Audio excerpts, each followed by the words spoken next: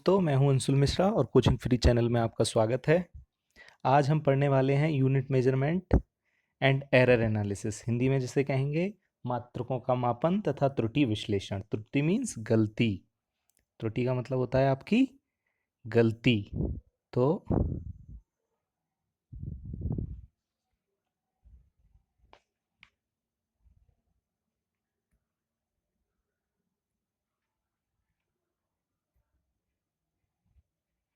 तो सबसे पहले हम देखेंगे कि मापन की क्या आवश्यकता है, मापन की ज़रूरत क्यों हुई।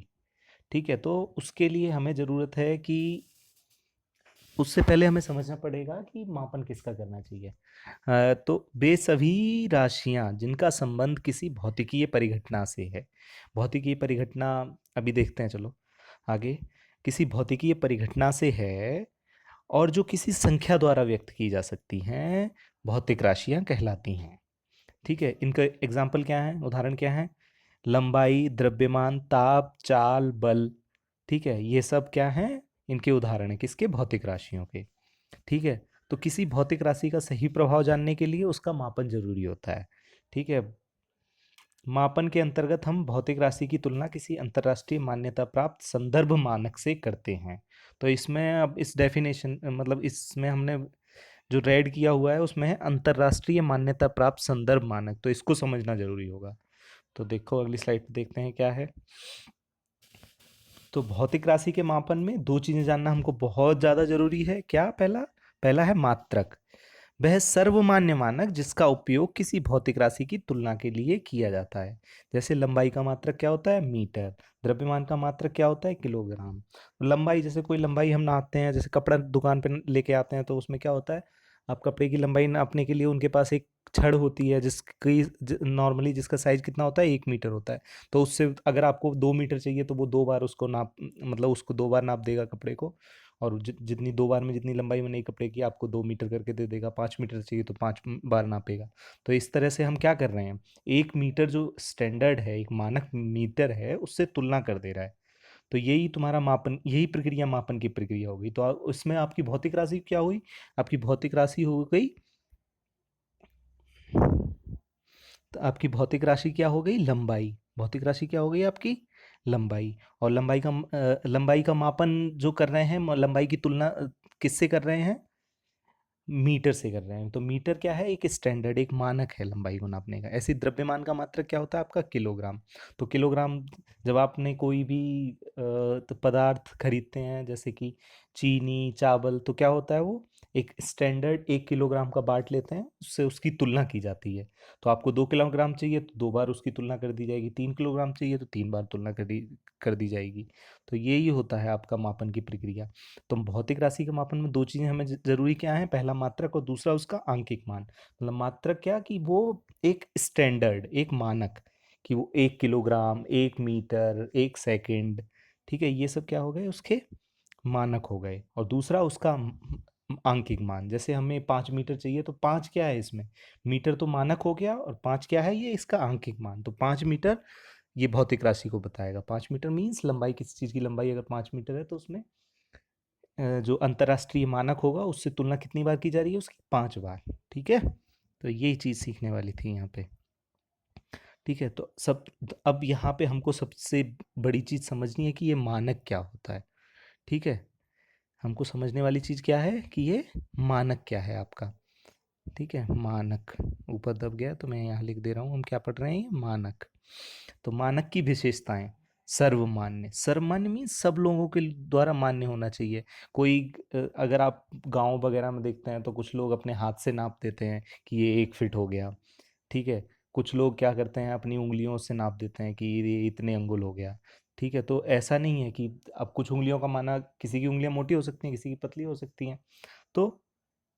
तो वो सर्वमान्य नहीं होगा, क्योंकि दूसरा कहेगा कि भाई तुमने तो कम नापा, क्योंकि किसी की पतली उंगलियां हुई, किसी की मोटी हुई, तो वो कहेगा "तो आपने ज़्यादा नाप दिया"। तो ऐसे वो सर्वमान्य नहीं रहा।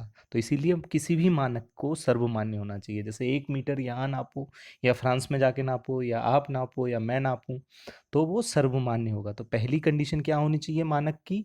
कि वो सर्वमान्य होना चाहिए। दूसरा क्या होना चाहिए? वो सुलभ होना चाहिए। सुलभ मीन्स कि लोगों को पता होना चाहिए कैसे। ठीक है, मतलब कि कौन सा मानक है। अगर 1 मीटर है तो लोगों को पता भी तो चले कि 1 मीटर कितना होता है, तो उस वो सबके लिए अवेलेबल होना चाहिए, सबके लिए उपलब्ध होना चाहिए, उसकी उपलब्धता होनी चाहिए। तीसरी चीज है सार्वभौम होना चाहिए। सार्वभौम मीन्स यूनिवर्सल, हर जगह माना जा सके। हर जगह मीन्स धरती पे, पूरी धरती पे कहीं भी जाएं, ग्लोबली डिफाइन होना चाहिए। ठीक है, सार्वत्रिक रूप से। ठीक है, तो ये, तो मानक को जब चयन करेंगे किसी भी का, मानक का जब हम चयन करेंगे तो ये निम्नलिखित हमको आवश्यकताएं ध्यान में रखनी चाहिए। पहला, कि स्पष्ट रूप से परिभाषित करो कि 1 मीटर होता कितना है। 1 मीटर भी तो तुमको डिफाइन करना पड़ेगा। अब एक इंसान आपने खड़ा किया ये, ठीक है, उसके दोनों हाथों के बीच की लंबाई तुम कह दो कि ये 1 मीटर है, ये तो गलत हो गया ना। ठीक है, तो ये इसको मानक नहीं बोल सकते। ठीक है, मानक स्पष्ट रूप से परिभाषित होना चाहिए। तो आगे मानक की परिभाषा हम देखेंगे। दूसरा, सुगमता से उपलब्ध होना चाहिए। ऐसा नहीं कुछ ऐसा बना दो कि आपको मंगल ग्रह पे जाना पड़े और फिर दोबारा से वहां से मापन करके ला रहे हो और फिर किसी को उपलब्धि नहीं है, तो अब वहां से जिसने आगे कुछ बता दिया अपने फायदे के लिए, किसी और को कुछ बता दिया, किसी और को कुछ बता दिया, तो वो मानक नहीं चलेगा। तो ऐसा कैसा मानक होना चाहिए? सुगमता से उपलब्ध मानक होना चाहिए, सुविधाजनक आकार का होना चाहिए। ऐसा नहीं कि 1 मीटर, किसी ने मीटर मानक बनाया कि यहाँ से और अमेरिका तक की दूरी 1 मीटर होती है और उससे आपको कपड़ा नापना पड़ रहा है, तो ऐसे कैसे करोगे? तो वो इस तरह का आकार भी आप निर्धारित नहीं कर सकते। सुविधाजनक आकार का होना चाहिए आपका मानक। ठीक है। दूसरा, समय तथा स्थान के सापेक्ष स्थिर होना चाहिए। आज आपका कोई, आपने लंबाई का मापन मानक जो लिया वो 1 मीटर लिया। अब आज ये 1 मीटर है और 10 साल बाद वो 15 मीटर हो गया, तो ये समय के साथ समय के सापेक्ष स्थिर नहीं रहा। ठीक है। और दूसरा, स्थान के सापेक्ष। स्थान के सापेक्ष मैं पहले ही बता दे रहा हूँ कि कहीं भी अगर आप धरती पे जाएं तो हर जगह वो मानक स्थिर रहना चाहिए। ऐसा नहीं है कि यहाँ पे आपने 1 मीटर नापा और अमेरिका में जाके वो 1.2 मीटर बन रहा है, तो ऐसा भी नहीं। फिर उस अगली क्या ज़रूरत है उसकी कि कैसा मानक होना चाहिए? वो आसानी से कॉपी भी हो जाए। ठीक है, कि उसकी दूसरी कॉपी तैयार करनी हो हमको तो उस दूसरी कॉपी तैयार कर सकें। जैसे 1 मीटर की जो छड़ है कपड़े वाले के पास, उससे दूसरी हम छड़ आसानी से बना सकें लोहे की।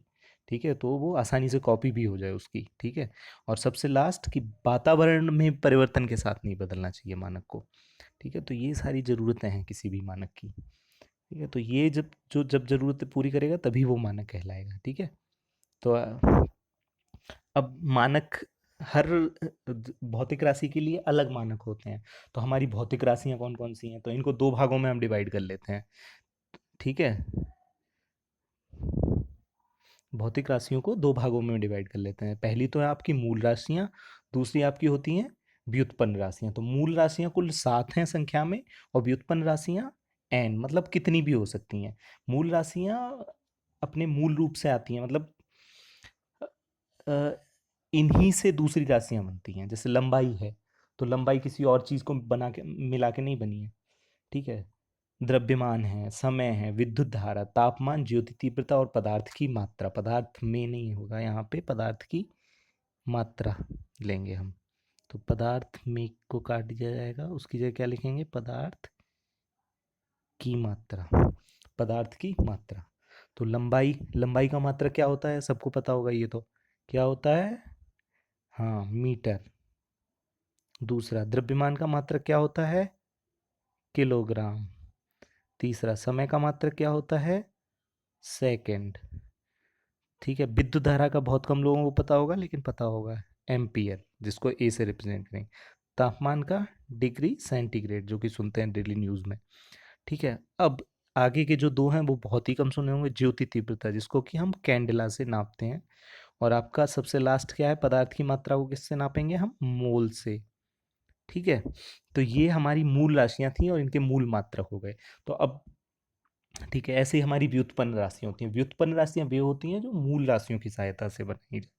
ठीक है। जैसे क्षेत्रफल है, तो लंबाई गुणा चौड़ाई। अगर कोई वर्गाकार खेत, आयताकार खेत है या आयताकार क्षेत्र है, ठीक है, तो उसकी लंबाई, लंबाई गुणा चौड़ाई करके उसका क्षेत्रफल निकलेगा। तो उसमें लंबाई का मात्रक भी मीटर होगा, चौड़ाई का मात्रक भी मीटर होगा। अल्टीमेटली दोनों तरफ लंबाइयाँ ही तो है वो। चौड़ाई में भी एक तरह से लंबाई है वो, और लंबाई तो लंबाई है ही। तो दोनों की मल्टीप्लाई करेंगे, तो दोनों की मल्टीप्लाई करके क्या इसका क्षेत्रफल का मात्रक आपका क्या बन के आता है? क्षेत्रफल का मात्रक मान क्या आता है, मीटर की घात 2 या मीटर स्क्वायर। तो ये क्या हो गया, ये कैसा मात्रक हो गया, व्युत्पन्न मात्रक हो गया। व्युत्पन्न राशि क्षेत्रफल हो गई आपकी, व्युत्पन्न भौतिक राशि क्षेत्रफल हो गई, और उसका मात्रक क्या हो गया, मीटर स्क्वायर हो गया। इसी तरह से घनत्व है। घनत्व क्या होता है कि आपके प्रति एकांक आयतन में कितना द्रव्यमान है, जिसको शॉर्टकट में ले क्या लिखेंगे, एम अपॉन वी। वी क्या है आपका आयतन, और आयतन होता है मीटर क्यूब, मतलब लंबाई को 3 बार गुणा कर दें। और एम क्या है आपका द्रव्यमान, किलोग्राम, तो किलोग्राम प्रति मीटर क्यूब।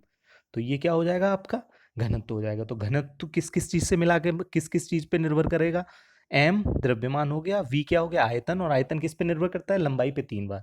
तो में मुख्यतया आपका घनत्व किस पे निर्भर करेगा, द्रव्यमान पे, एम पे, और दूसरा वी आयतन, और आयतन किस पे निर्भर करता है, लंबाई पे। तो लंबाई और द्रव्यमान पे निर्भर करेगा आपका घनत्व। इसी तरह से दाब, बल, त्वरण, ये सब क्या है आपकी व्युत्पन्न राशियां हैं, इनके व्युत्पन्न मात्रक होंगे, जो कि अगले चैप्टर में हम देखेंगे। ठीक है, तो ये हमारी भौतिक राशियां और भौतिक मात्रक। अभी भौतिक राशियों को सबको डिटेल में पढ़ेंगे हम। ठीक है, तो सब बहुत हमारी मूल राशियां हैं, भौतिक नहीं, मैंने पिछली स्लाइड में भौतिक बोला, वो मूल राशियां और उनके मूल मात्रक पढ़ेंगे।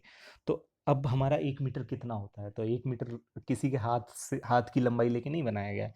1 मीटर कैसे बनाया गया है, 1 मीटर बनाया गया है आपका किससे, कोई एक शुद्ध क्रिप्टन 86, ठीक है, क्रिप्टन 86 से निकलने वाले नारंगी प्रकाश की, तो क्रिप्टन 86 से नारंगी प्रकाश निकलता है कि 1650,763.73 तरंगों की लंबाई कितनी होती है, 1 मीटर होती है। तरंगे देखी हैं आपने पानी में, आपका पानी होता है तो पानी में आप जब डेला फेंकते हैं तो कैसे होता है, इस पॉइंट पे अगर आपने डेला फेंका तो इस तरह से आपकी तरंगें दूर की तरफ फैलती हुई जाती है, नहीं जाती हैं। तो इसी तरह से प्रकाश की तरंगें होती हैं। प्रकाश एक स्रोत से निकलेगा, सोर्स से निकलता है, और ऐसे उसकी तरंगें फैलती जाती हैं। तो इस तरह की कितनी तरंगें, इतनी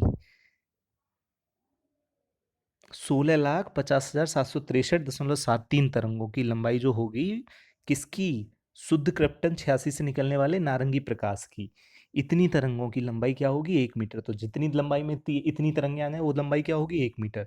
तो अब भारत में करो, चाहे फ्रांस में करो, चाहे अमेरिका में करो, हर जगह क्या होगा आपका कि शुद्ध क्रिप्टन 86 से निकलने वाले इतनी, जो लिखी हुई है ये संख्या, इतनी तरंगों की लंबाई 1 मीटर होगी, चाहे आज नापो चाहे 100 साल बाद नापो।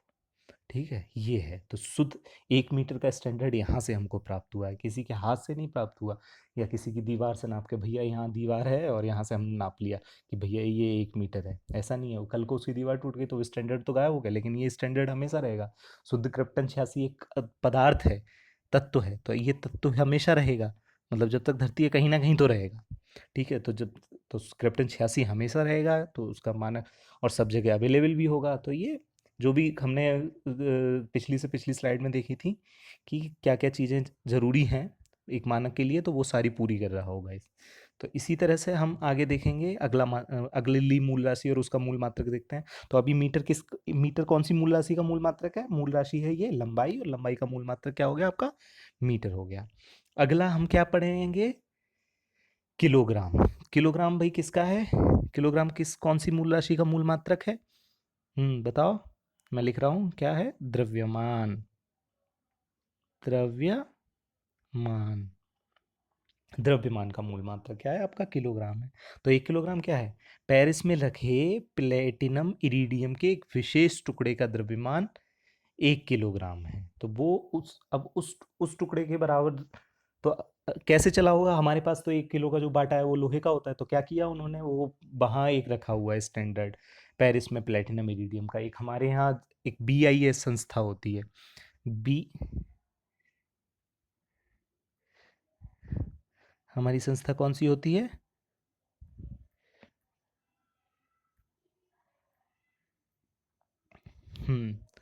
यहाँ थे ना हम, तो हमारी एक संस्था है जिसका नाम है BIS, bureau of Indian standards, भारतीय मानक ब्यूरो।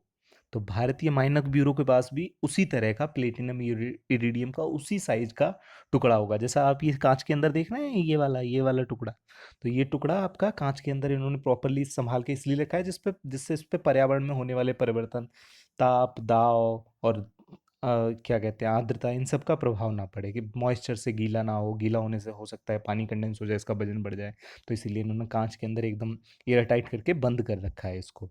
ठीक है, तो इंडिया में किसके पास होगा इस तरह का, अगर होगा कोई स्टैंडर्ड या मानक किलोग्राम का, तो वो किसके पास होगा, BIS के पास, ब्यूरो ऑफ इंडियन स्टैंडर्ड के पास। ठीक है। ठीक है।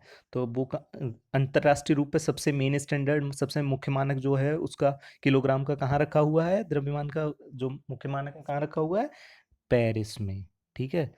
तो ये हुआ। ठीक है। और दूसरी परमाणुवीय स्केल पर भी हम डिफाइन कर सकते हैं कि हम परमाणुवीय स्केल पर कार्बन 12, कार्बन 12 भी एक आपका तत्व हो गया। ठीक है, तो कार्बन 12 तो हर जगह मिलेगा। इसके कितने, 5.0188 गुणा 10 की पावर 10 की घात 25 परमाणुओं का द्रव्यमान कितना होगा, 1 किलोग्राम होगा। तो इतने परमाणु उठा लो कार्बन 12 के, उनका वजन हर जगह, चाहे यहाँ, चाहे अमेरिका में, चाहे फ्रांस में, चाहे दुनिया किसी कोने में, चाहे आज, चाहे 100 साल बाद, कितना निकलेगा हमेशा वो वजन, 1 किलोग्राम। तो निकलेगा नहीं मतलब उसको 1 किलोग्राम ही लेंगे, तो उससे तुलना करेंगे, तो उससे एक लोहे का टुकड़ा तोलेंगे और बराबर करेंगे उसमें, जैसे हमने ये तराजू ले ली। ठीक है। इस तराजू में हमने इधर ये वाला आपका टुकड़ा रख दिया यहाँ पे, और यहाँ पे एक लोहे का टुकड़ा, इस हिसाब से रखें कि ये तुला क्या हो जाए, बैलेंस हो जाए। जब बैलेंस हो जाएगी ये तुला, तो क्या हो जाएगा, इस लोहे के टुकड़े का द्रव्यमान 1 किलोग्राम होगा। फिर इससे और कॉपी बना लेंगे, तो ये जो हम नॉर्मली यूज़ करते हैं। लेकिन होगा क्या कि समय के साथ लोहे में जंग लगेगी, झड़ने लगेगा, तो इसका द्रव्यमान घटने लग जाएगा। तो इसीलिए दोबारा से जब ज़रूरत पड़ेगी बनाने की, तो फिर लोहे का कोई इसी से बना लेंगे, फिर वो चलाते रहेंगे। तो ये तरीके होते हैं आपके। ठीक है, आई बात समझ में। चलो आगे बढ़ा जाए। अब आपका है कुछ और मूल राशियाँ देखते हैं। ठीक है। सेकंड, सेकंड किसको नापता है भाई, समय को। सेकंड किसको नापता है, सेकंड आपका मूल मात्रक है, किस कौन सी मूल राशि का, समय का। ठीक है। तो समय का स्टैंडर्ड कैसे डिफाइन किया है भाई इन्होंने, 1 सेकंड वह समय अंतराल है जिसमें परमाणविक घड़ी, परमाणविक घड़ी, परमाणविक घड़ी क्या हो गई, ये बड़ा कंफ्यूजिंग टर्म हो गया। इसमें क्या है कि परमाणविक घड़ी, जैसे हमारे परमाणु क्या होते हैं, कंपन करते रहते हैं, तो उन परमाणुओं की कंपन को जो नापती है उसको परमाणविक घड़ी कहते हैं। तो तो उसमें क्या है, CGM 133 एक तत्व हो गया, उसका परमाणु कितनी बार, 91, 92, 26, 31, 770 बार कंपन करेगा, तो वो समय कितना होगा, 1 सेकंड होगा। ठीक है। ऐसे ही आपका एम्पियर हो गया। एम्पियर किसको, एम्पियर में क्या क्या नापते हैं, एम्पियर में विद्युत धारा। ठीक है। एम्पियर किसका है, विद्युत धारा का। तो 1 एम्पियर वह विद्युत धारा है, एम्पियर किसका है भाई, विद्युत धारा का। तो ये मैं विद्युत धारा को अंडरलाइन कर दे रहा हूँ यहाँ पे। ठीक है। तो 1 एम्पियर वह विद्युत धारा है जो निर्वात में, निर्वात मीन्स कोई एयर नहीं होनी चाहिए, निर्वात में 1 मीटर की दूरी पर रखे, कितनी दूरी, 1 मीटर की दूरी पर रखे दो सीधे, तो दो सीधे हैं ये दोनों तार, एकदम सीधे तार हैं, दो सीधे समानांतर अनंत लंबाई के तारों में बहने पर, तारों की प्रति मीटर लंबाई पर, तारों की पूरी लंबाई पर नहीं, प्रति मीटर, 1 मीटर लंबाई पर, दोनों तारे एक दूसरे से कितने दूर होने चाहिए, 1 मीटर दूर होने चाहिए। उन तारों की 1 मीटर लंबाई पर कितना बल लगा है, 2 × 10 की घात -7 न्यूटन का अगर बल लग रहा है, तो इन तारों में कितनी धारा प्रवाहित हो रही है, 1 एम्पियर की। ठीक है। ऐसे ही 1 केल्विन, केल्विन क्या है, केल्विन किसका मानक है, केल्विन है तापमान का मानक, जैसे हमारा डिग्री सेंटीग्रेड है, तो ऐसे ही अंतर्राष्ट्रीय तौर पे जो अंतर्राष्ट्रीय मानक है वो है केल्विन। ठीक है। तो ये है क्या है, केल्विन कैसे डिफाइन किया गया, जल का त्रिक बिंदु, जल के त्रिक बिंदु के ऊष्मागतिक ताप का 1/273.15वां भाग है। मतलब कि त्रिक बिंदु क्या हो गया, वह तापमान जिस पर जल किसमें, बर्फ से, बर्फ से किस में बदलेगा, जल में, और वह तापमान, वह बिंदु जिस पे जल, जल किस में बदलेगा, 1 मिनट, थोड़ा साफ कर दें पहले, फिर आपको दिखाते हैं।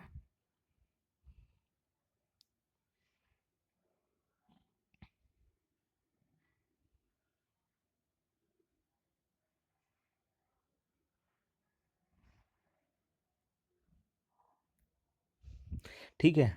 तो ये त्रिक बिंदु का बता रहे थे हम, त्रिक बिंदु।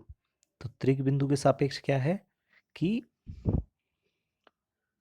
जिस तापमान पे दो दो बिंदु मिलेंगे हमको, त्रिक बिंदु क्या कैसे मिलेंगे? त्रिक बिंदु मीन्स तीन अवस्थाएं जल की। तो तीन अवस्थाओं पे कौन कौन से पॉइंट मिलेंगे? एक तो आपका बर्फ से जल किस में बदले?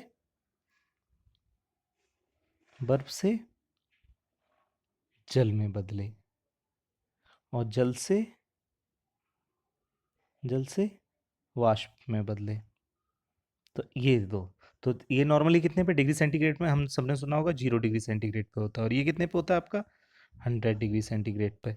तो बर्फ से जल में 0 डिग्री, तो दोनों के बीच का कितना नॉर्मली 100 डिग्री सेंटीग्रेड हो गया। लेकिन हमको नहीं पता है अभी, तो हमने एक पॉइंट ले लिया जी। ठीक है। बर्फ से जब जल बन रहा है तो उसको उसको एक स्टैंडर्ड मान लिया, फिर जल से जब वाष्प बन रहा है उसको दूसरा स्टैंडर्ड मान लिया। दोनों के बीच में जो डिफरेंस है, उस डिफरेंस को कितने भागों में बांट दें? 273, मतलब 273.15।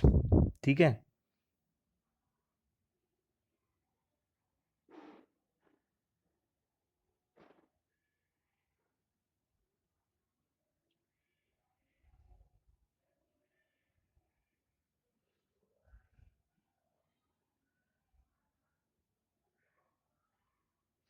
ये थोड़ा बाद में देखते हैं इसको, केल्विन वाले को, इसमें थोड़ा सा गलत हो गया है। कैंडिला देखते हैं तब तक। कैंडिला क्या है? ये ज्योति तीव्रता का, ज्योति तीव्रता किसकी, मतलब हमारा कोई बल्ब जल रहा है या फिर मोमबत्ती जल रही है, तो मोमबत्ती जलने से ये कैंडिला बना है। कैंडल बोलते हैं मोमबत्ती को। तो कैंडिला वहीं से निकला है, क्योंकि वो ज्योति होती है उसमें, तो प्रकाश जो देती है, तो प्रकाश की चमक जितनी ज़्यादा होगी तो उसकी वो उतनी ज़्यादा कैंडिला दे रहा है। तो ये क्या है कि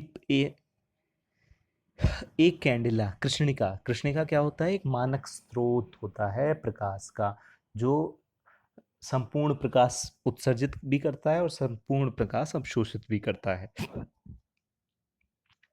ठीक है। तो एक कैंडिला कृष्णिका के पृष्ठ के 1/6 लाख मीटर स्क्वायर, क्या, 6 लाख मीटर स्क्वायर क्षेत्रफल की पृष्ठ के लंबवत दिशा में ज्योति तीव्रता है। जबकि कृष्णिका का ताप प्लेटिनम के गलनांक के बराबर है।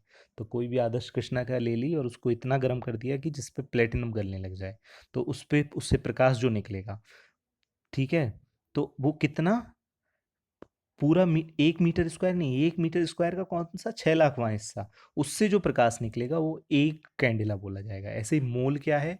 ये पदार्थ की मात्रा का मात्रक है।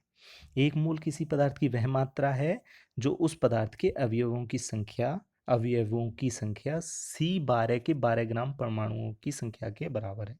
मतलब कार्बन 12 के 12 ग्राम में जितने परमाणु होंगे, ठीक है, उत, उतने ही अगर परमाणु किसी पदार्थ के ले लिए जाएं तो वो क्या कहलाएगी? एक मोल कहलाएगी। ठीक है। ये एक मोल और दो पूरक मात्रक होते हैं हमारे इन मूल मात्रकों के साथ में, रेडियन और स्टेरेडियन, जो कि कोण को नापने के काम में आते हैं। क्योंकि, ठीक है, तो ये आपका, थोड़ा सा हम आगे बढ़ते हैं, मूल राशियाँ हो गई आपकी। ठीक है।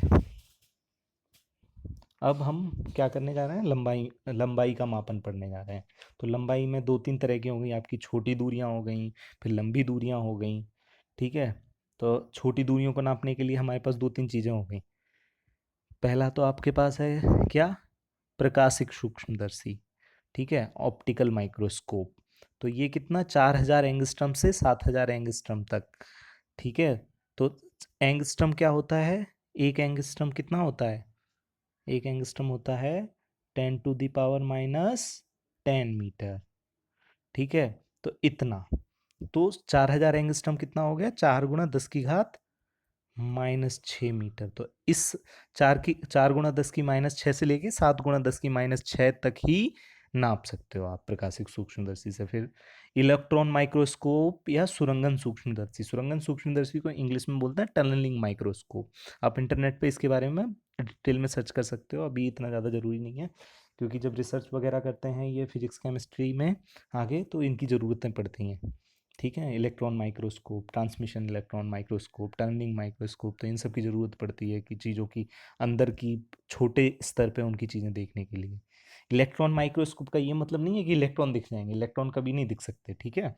इलेक्ट्रॉन माइक्रोस्कोप का ये मतलब है कि इलेक्ट्रॉन आप छोड़ते हो, इलेक्ट्रॉन की बमबारी करते हो। तो आप यहाँ पे कोई चीज़ रखिए तो वो यहाँ से टकरा के इधर को जाएगी, कुछ इलेक्ट्रॉन इधर जाएंगे, तो होता क्या है कि दूसरी तरफ हम उनकी छाया रिकॉर्ड कर लेते हैं, तो हमें पता चल जाता है कि कोई चीज़ कैसी है, किस तरह उसका आभास मिल जाता है हमें इलेक्ट्रॉन की से। तो इलेक्ट्रॉन माइक्रोस्कोप वो होते हैं, ऐसा नहीं है कि वो इलेक्ट्रॉन दिखा सकते हैं, ये कंफ्यूज मत होना। तो इलेक्ट्रॉन माइक्रोस्कोप इलेक्ट्रॉन नहीं दिखाते हैं, इलेक्ट्रॉन की सहायता से चीज़ें दिखा सकते हैं, अणु परमाणु दिखा सकते हैं, ठीक है। और तीसरा आपका है आवोगैद्रो की परिकल्पना से परमाणु त्रिज्या का निर्धारण, ठीक है, छोटी दूरी नापने के लिए, ठीक है। तो इसके लिए हम कैसे करने वाले हैं, इसको देखो थोड़ा सा मैं डिटेल में आपको बता देता हूँ, ठीक है। तो मैं आपको आवोगैद्रो की परिकल्पना बताने वाला हूँ। तो आवोगैद्रो की परिकल्पना कहती है, एक आवोगैद्रो की संख्या होती है, ठीक है।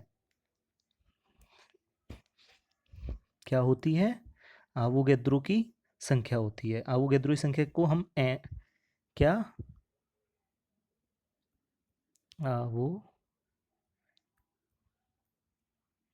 आवोगैद्रो की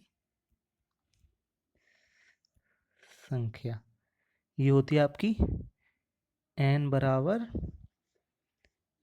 6.03 गुणा 10⁻23, ये होती है आपकी आवोगैद्रो की संख्या। अब तो इसी की परिकल्पना से हम दूरी किसी चीज़ की या किसी चीज़ का साइज, छोटी चीज़ों की दूरियां, उनका साइज कैसे नाप सकते हैं, तो वो मैं बताने जा रहा हूँ। पहले तो ये आवोगैद्रो की संख्या, ये क्या होती है, आवोगैद्रो की संख्या जो होती है n, ये बताती है कि आवोगैद्रो की परिकल्पना बताती है इसके बारे में कि किसी भी पदार्थ के 1 ग्राम परमाणु में, ठीक है। तो हमने जैसे कार्बन है हमारा, कार्बन 12 जो पढ़े हम, तो कार्बन 12, तो इसका परमाणु भार 12 है, तो मतलब इसके 12 ग्राम परमाणुओं में कितने परमाणु होंगे, किसी भी चीज का परमाणु भार ले लो तो उसके 1 ग्राम परमाणु में, ठीक है, कितने होंगे, 6 n परमाणु होंगे, ठीक है, ठीक है। 1 ग्राम परमाणु में इतने परमाणु होंगे, ठीक है। तो मान लो हमने, हमारे पास कार्बन 12 है, तो जैसे कार्बन 12, कार्बन का परमाणु भार 12 है, तो कार्बन के 12 ग्राम में कार्बन के कितने परमाणु होंगे, 12 ग्राम में परमाणु की संख्या कितनी होगी, n होगी, n परमाणु होंगे आपके, ठीक है। आपके कार्बन 12 में, फिर से बता रहा हूँ, कार्बन 12 में C12, कार्बन 12 में C12 की आवोगैद्रो परिकल्पना के हिसाब से हम आपको बता रहे हैं कि 12 ग्राम कार्बन में परमाणुओं की संख्या बराबर, परमाणु की संख्या कितनी होगी, संख्या बराबर n, जहाँ n क्या है, जहाँ n आवोगैद्रो की संख्या है, या जिसका मान कितना होता है, अभी पिछली स्लाइड में बताया, फिर से देख लो आप पीछे करके, या फिर मैं फिर से लिख देता हूँ, 6.023 गुणा 10⁻23। ऑक्सीजन का परमाणु भार कितना है, 16, तो यही कहानी वहां लगेगी। अगर मैं यहाँ इसको चेंज करूँ, तो इसको चेंज देखो कैसे करूँगा मैं, देखते रहो। यहाँ पे कार्बन की जगह हम क्या लिखेंगे, ऑक्सीजन लिखेंगे, तो ठीक है। तो अब कार्बन की जगह जब हम ऑक्सीजन लिखेंगे तो ये क्या हो जाएगा, O16 में 16 ग्राम, क्या चीज है यहाँ पे, यहाँ पे कार्बन की जगह क्या हो जाएगी आपकी, कार्बन की जगह ऑक्सीजन हो जाएगी। तो जो परमाणु भार है उतने ग्राम पदार्थ में परमाणुओं की संख्या, उतने ग्राम उसी पदार्थ में परमाणु की संख्या कितनी होगी, आवोगैद्रो की संख्या जितनी होगी। तो 16, तो ऑक्सीजन 16 है, ऑक्सीजन का परमाणु भार 16 है, तो 16 ग्राम ऑक्सीजन परमाणु की संख्या कितनी होगी, अवोगाद्रो की संख्या के बराबर। ठीक है, कार्बन का परमाणु भार 12 है, तो 12 ग्राम कार्बन में परमाणु की संख्या कितनी होगी, अवोगाद्रो की संख्या के बराबर। तो ये है अवोगाद्रो की परिकल्पना। ठीक है, ऑक्सीजन। ठीक है, तो 16 ग्राम ऑक्सीजन में परमाणुओं की संख्या कितनी होगी आपकी, अवोगाद्रो की संख्या के बराबर। तो इससे अब साइज किसी चीज़ का कैसे नापेंगे। ठीक है, तो हम एक एक जनरल चीज़ आपको बताएं, देखो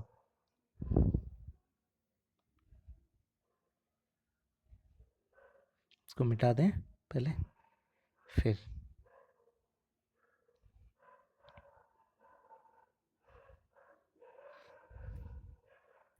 देखो, परमाणु एक बॉल की तरह मान के चलो। एक परमाणु ये रहा, दूसरा परमाणु ये रहा, तीसरा परमाणु ये रहा, चौथा परमाणु ये रहा। तो कोई भी पदार्थ छोटे छोटे परमाणुओं से ही तो मिलकर बना है। तो ऐसे ऐसे ऐसे मान के चलो। तो अब तुमने 1 किलो कोई भी चीज ली, मान लो 1 किलो लोहा ही उठाया, तो लोहा इस तरह से होगा ना, आपका परमाणुओं से मिलकर बना होगा। तो तुम देख रहे हो उसकी सारे परमाणु, जितना तुम्हें लोहा दिख रहा है वो पूरा का भरा हुआ है क्या। देखने में तो भारी लगता है, ठोस लगता है कि सारी जगह उसमें ठोस ही है। तो परमाणुओं के बीच में ये वाली जगह देख रहे हो आप, ये वाली ये खाली रहेगी जगह। ठीक है, तो जनरल केस में हम क्या मानते हैं, जनरल केस में मानते हैं कि परमाणु जो होते हैं वो पदार्थ का,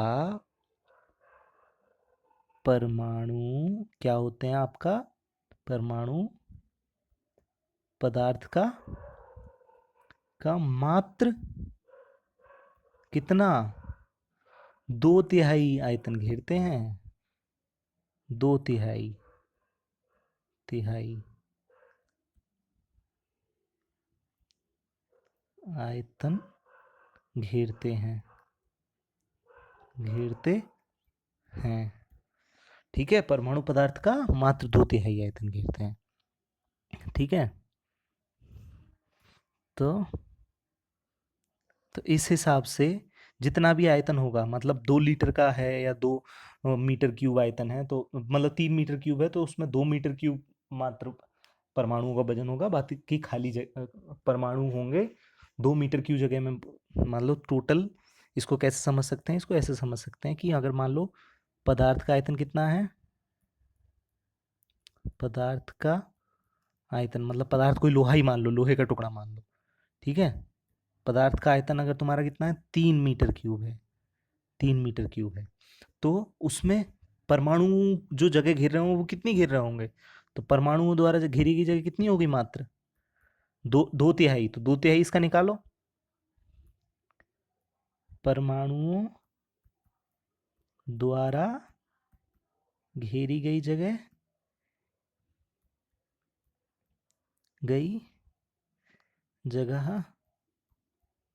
कितनी होगी, मात्र 2 मीटर स्क्वायर होगी। 2/3, 3 मीटर क्यूब का, 3 मीटर क्यूब का 2/3 कितना होगा, 2 मीटर क्यूब। तो ये बात समझने की है।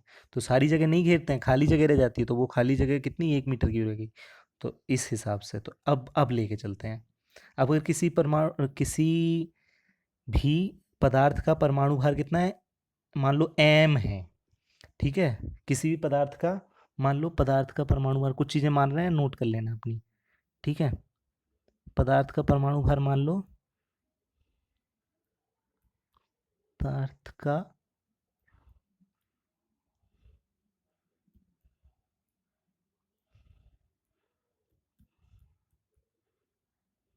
m, पदार्थ का परमाणु भार m मान लो, तो हमको पता है कि m ग्राम पदार्थ में परमाणु की संख्या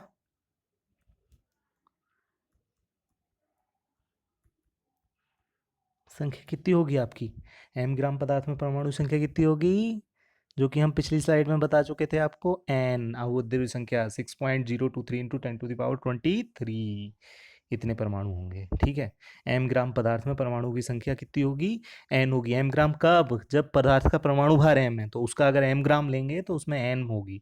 ठीक है, तो ऐसे 1 ग्राम पदार्थ में परमाणु संख्या कितनी हो जाएगी, अब ये जनरल है, 10वीं में कर चुके हो तुम लोग, m ग्राम पदार्थ में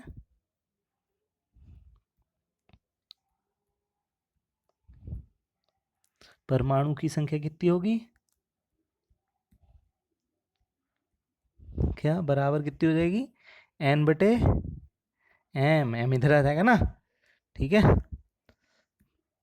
एक ग्राम पदार्थ में परमाणु की संख्या कितनी हो जाएगी? n बटे m, ठीक है। चलो इसको डिलीट करके आगे आगे बढ़ते हैं।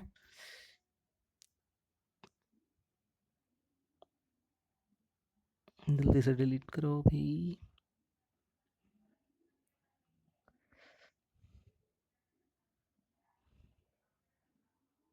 डिलीट हो गया, ठीक है। अब मान लो स्मॉल कैपिटल एम लिया था हमने पदार्थ का परमाणु भार, तो m ग्राम पदार्थ में परमाणु संख्या आ गई तुम्हारी n बटे m। अब एक ग्राम में हमारी सॉरी एक ग्राम पदार्थ में परमाणु संख्या आ गई आपकी n बटे m। तो m ग्राम स्मॉल m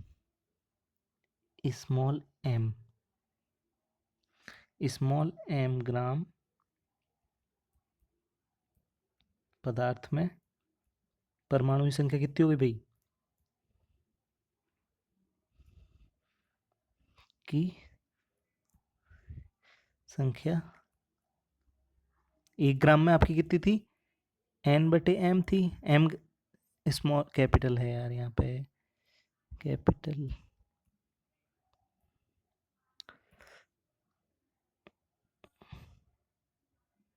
ठीक है। तो एक ग्राम में n बटे m थी, तो उसमें m से गुणा कर दो तो m ग्राम पदार्थ में परमाणु की संख्या आ गई, ठीक है। अब एक परमाणु कितना आयतन, अब मान लो परमाणु की त्रिज्या r है, तो एक परमाणु का आयतन कितना होगा? मान लो परमाणु की त्रिज्या r है, तो परमाणु का आयतन कितना हो जाएगा?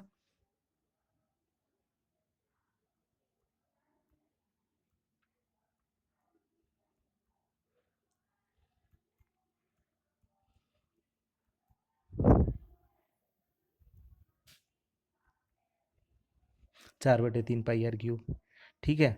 तो सभी पर तो कुल कितने परमाणु हैं m ग्राम पदार्थ में? m इतने m गुणा n बटे कैपिटल M।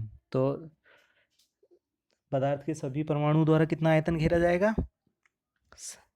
ठीक है, m ग्राम पदार्थ के परमाणुओं का आयतन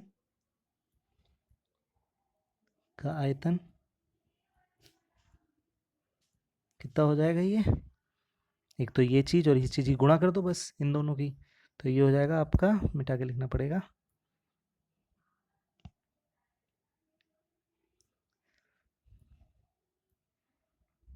एक तो ये हो गया m n बटे n गुणा 4/3 पाई आर क्यूब, ठीक है। ये तो हो गया परमाणुओं द्वारा का आयतन। और पदार्थ का आयतन v होगा, वो जो कि आप मेजर करोगे, टुकड़ा लोगे तो उससे इसको डिवाइड, मतलब उसका 2/3 इसके बराबर हो गया, तो यहाँ से r निकाल लोगे, नहीं निकाल लोगे, ये r निकल जाएगा। ये किसके बराबर हो गया? 2/3 ऑफ v। v क्या है? जितना तुमने पदार्थ लिया, m ग्राम पदार्थ लिया, उसका आयतन है, ठीक है। तो उसका आयतन किसके बराबर हो गया? 2/3 v के। हमने शुरू में ही बताया आपको कि अणु कितना घेरते हैं? पूरे आयतन का 2/3 हिस्सा घेरते हैं, तो 2/3 ऑफ टोटल आयतन v ले लिया, तो ये परमाणुओं के आयतन के बराबर हो गया। तो फिर यहाँ से r निकाल लो आगे पीछे तो गुणा भाग करके, तो यहाँ से आपका r आ जाएगा, तो इसको बंद कर देना है बक्से में, ठीक है। तो आपको यहाँ से ये फॉर्मूला लगा के आप किसी भी परमाणु का साइज निकाल सकते हो, आर निकाल सकते हो। आपको आपको परमाणु का क्या क्या पता होगा? आपको m पता होगा जो कि परमाणु भार है, n पता होगा आवर्त द्रव्य संख्या, कितना ग्राम तुमने लिया है वो पता होगा, ठीक है। v कितना आयतन लिया है पदार्थ का, लोहे का कितना बड़ा टुकड़ा लिया है, उसका साइज नाप लो तो v निकल जाएगा, तो ये वहाँ से आप r निकाल सकते हो, ठीक है। तो ये हो गया आपका, ठीक है। तो ये इस तरह से, तो ये आपकी छोटी दूरियों का नाप हो गया आपका, सही है। तो